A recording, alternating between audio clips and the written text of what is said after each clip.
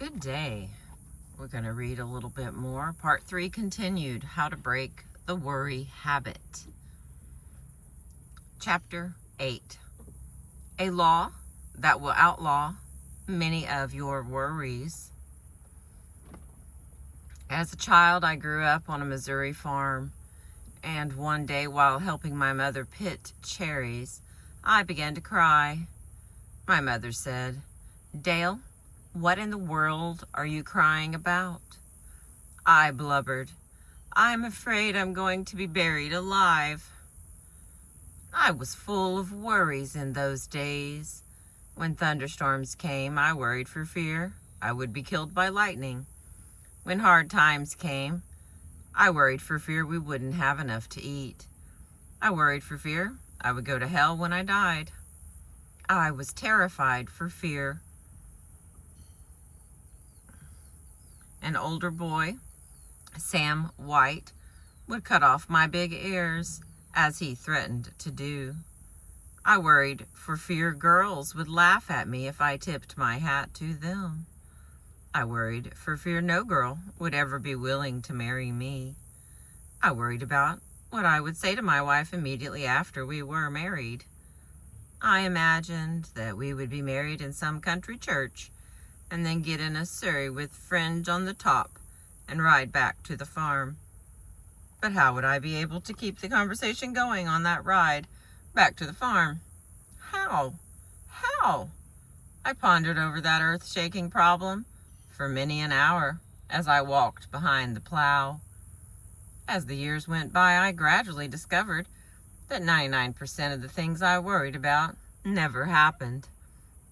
For example, as I have already said, I was once terrified of lightning, but I now know that the chances of my being killed by lightning in any 1 year are, according to the National Safety Council, only 1 in 350,000. My fear of being buried alive was even more absurd. I don't imagine that even back in the days before embalming was the rule, that 1 person in 10 million was buried alive.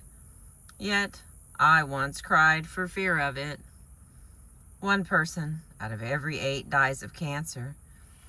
If I had wanted something to worry about, I should have worried about cancer, instead of being killed by lightning or being buried alive. To be sure, I have been talking about the worries of youth and adolescence, but many of our adult worries are almost as absurd. You and I could probably eliminate 9/10 of our worries right now if we would cease our fretting long enough to discover whether, by the law of averages, there was any real justification for our worries. The most famous insurance company on earth, Lloyd's of London, has made countless millions of dollars out of the tendency of everybody to worry about things that rarely happen. Lloyd's of London bets people that the disasters they are worrying about will never occur. However, they don't call it betting. They call it insurance. But it is really betting based on the law of averages. This great insurance firm has been going strong for 200 years, and unless human nature changes, it will still be going strong 50 centuries from now by insuring shoes and ships and sealing wax against disasters that, by the law of averages, don't happen nearly so often as people imagine. If we examine the law of averages, we will often be astounded at the fact we uncover. For example, if I knew that during the next 5 years I would have to fight in a battle as bloody as the Battle of Gettysburg, I would be terrified. I would take out all the life insurance I could get. I would draw up my will and set all my earthly affairs in order. I would say, I'll probably never live through that battle, so I had better make the most of the few years I have left. Yet the facts are that, according to the law of averages, it is just as dangerous, just as fatal, to try to live from age 50 to age 55 in peacetime as it was to fight in the Battle of Gettysburg. What I am trying to say is this. In times of peace, just as many people die per thousand between the ages of 50 and 55 as were killed per thousand among the 163,000 soldiers who fought at Gettysburg. I wrote several chapters of this book at James Simpson's Numtiga Lodge on the shore of Bow Lake in the Canadian Rockies. While stopping there one summer, I met Mr. and Mrs. Herbert H. Salinger of 2298 Pacific Avenue, San Francisco. Mrs. Salinger, a poised, serene woman, gave me the impression that she had never worried. One evening in front of the roaring fireplace, I asked her if she had ever been troubled by worry. "Troubled by it," she said. "My life was almost ruined by it before I learned to conquer worry. I lived through 11 years of self-made hell. I was irritable and hot-tempered. I lived under terrific tension. I would take the bus every week from my home in San Mateo to shop in San Francisco. But even while shopping, I worried myself into a dither. Maybe I had left the electric iron connected on the ironing board. Maybe the house had caught fire. Maybe the maid had ran off and left the children. Maybe they had been out on their bicycles and been killed by a car. In the midst of my shopping, I would often worry myself into a cold perspiration and rush out and take the bus home to see if everything was all right. No wonder my first marriage ended in disaster. My second husband is a lawyer, a quiet, analytical man who never worries about anything. When I became tense and anxious, he would say to me, "Relax. Let's think this out. What are you really worrying about? Let's examine the law of averages and see whether or not it is likely to happen." For example, I remember the time we were driving from Albuquerque, New Mexico to the Carlsbad Caverns, driving on a dirt road, when we were caught in a terrible rainstorm. The car was slithering and sliding. We couldn't control it. I was positive we would slide off into one of the ditches that flanked the road, but my husband kept repeating to me, "I am driving very slowly. Nothing serious is likely to happen. Even if the car does slide into the ditch, by the law of averages, we won't be hurt." His calmness and confidence quieted me.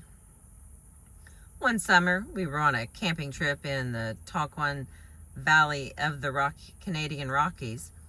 One night, we were camping 7,000 feet above sea level when a storm threatened to tear our tents to shreds.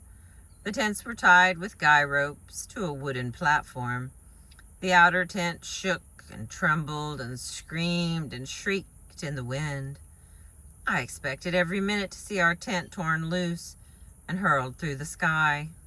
I was terrified, but my husband kept saying, "Look, my dear, we are traveling with Brewster's guides. Brewsters know what they are doing. They have been pitching tents in these mountains for 60 years. This tent has been here for many seasons. It hasn't blown down yet. And by the law of averages, it won't blow away tonight. And even if it does, we can take shelter in another tent. So relax." I did, and I slept soundly the balance of the night. A few years ago, an infantile paralysis epidemic swept over our part of California. In the old days, I would have been hysterical, but my husband persuaded me to act calmly. We took all the precautions that we could.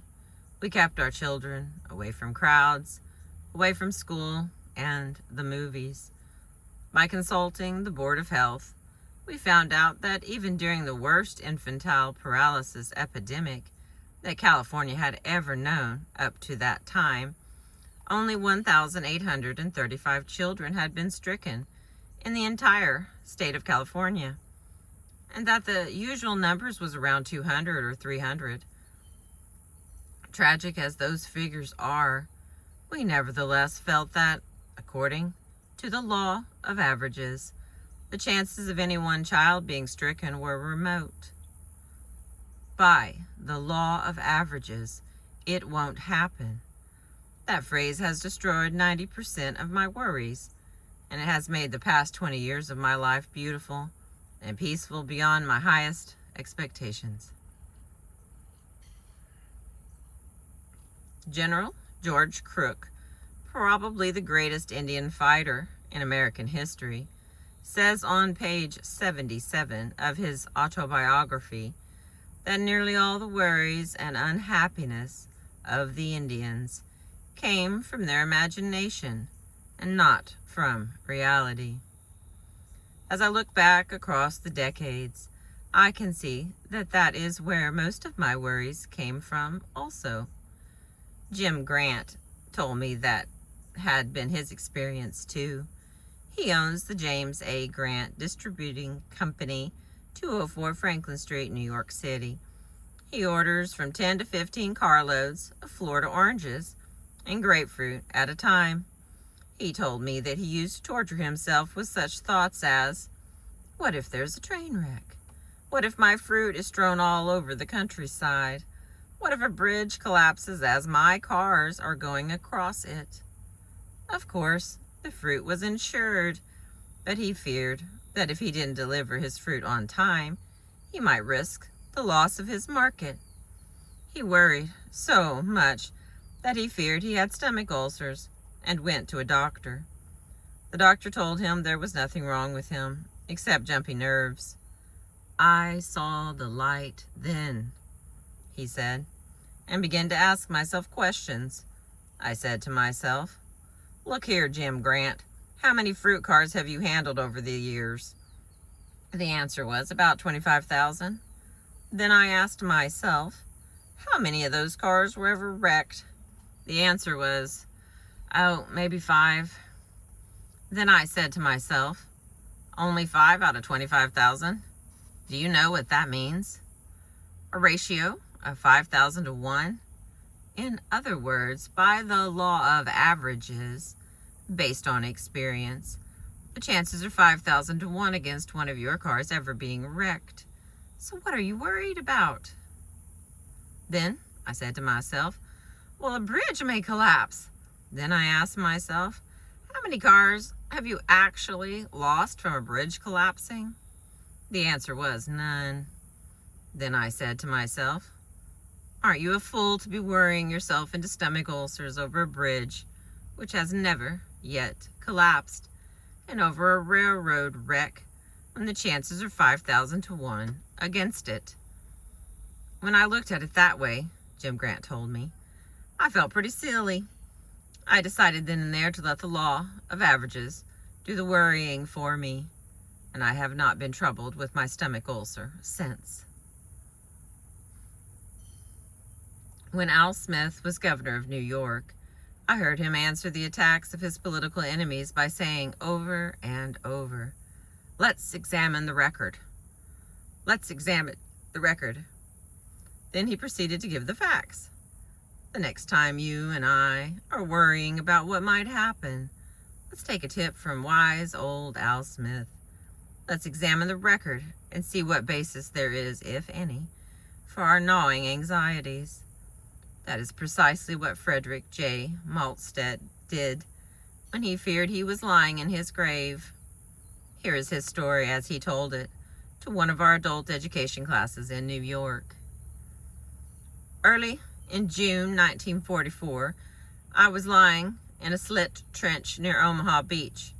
I was with the 999th Signal Service Company, and we had just dug in Normandy. As I looked around at that slit trench, just a rectangular hole in the ground, I said to myself, this looks just like a grave. When I lay down and tried to sleep in it, it felt like a grave. I couldn't help saying to myself, maybe this is my grave. While the German bombers began coming over at 11 p.m. and the bombs started falling, I was scared stiff. For the first 2 or 3 nights, I couldn't sleep at all. By the 4th or fifth night, I was almost a nervous wreck. I knew that if I didn't do something, I would go stark crazy. So I reminded myself that 5 nights had passed, and I was still alive. And so was every man in our outfit. Only 2 had even been injured, and they had been hurt not by German bombs, but by falling flak from our own anti-aircraft guns. I decided to stop worrying by doing something constructive. So I built a thick wooden roof over my slit trench to protect myself from flak. I thought of the vast area over which my unit was spread. I told myself that the only way I could be killed in that deep, narrow slit trench was by a direct hit, and I figured out that the chance of a direct hit on me was not 1 in 10,000. After a couple of nights of looking at it this way, I calmed down and slept even through the bomb raids. The United States Navy used the statistics of the law of averages to buck up the morale of their men. One ex-sailor told me that when he and his shipmates were assigned to high-octane tankers, they were worried stiff. They all believed that if a tanker loaded with high-octane gasoline was hit by a torpedo, it exploded and blew everybody to kingdom come. But the U.S. Navy knew otherwise. So the Navy issued exact figures showing that out of 100 tankers hit by torpedoes, 60 stayed afloat. And of the 40 that did sink, only 5 sank in less than 10 minutes. That meant time to get off the ship. It also meant casualties were exceedingly small. Did this help morale? This knowledge of the law of averages wiped out my jitters, said Clyde W. Moss of 1969 Walnut Street, St. Paul, Minnesota, the man who told this story. The whole crew felt better. We knew we had a chance, and that by the law of averages, we probably wouldn't be killed. To break the worry habit before it breaks you, here is rule number 3. Let's examine the record. Let's ask ourselves, what are the chances, according to the law of averages, that this event I am worrying about will ever occur? Thank you for listening. I appreciate you.